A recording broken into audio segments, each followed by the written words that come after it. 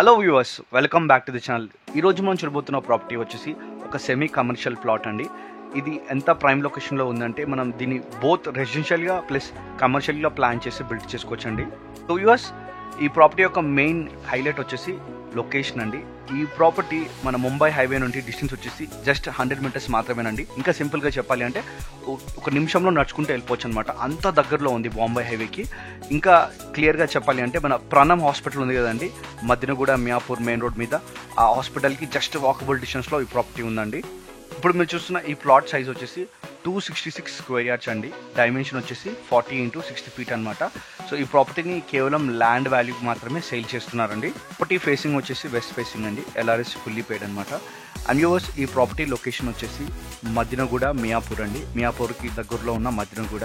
ఇంకా క్లియర్గా చెప్పాలి అంటే మన మధ్యనగూడ మెయిన్ రోడ్ మీద ఉన్న ప్రణమ్ హాస్పిటల్కి, అయితే బాంబే హైవే మీద ఉన్న ప్రణమ్ హాస్పిటల్కి ఈ ప్రాపర్టీకి డిస్టెన్స్ వచ్చేసి జస్ట్ 100 మీటర్స్ మాత్రమేనండి.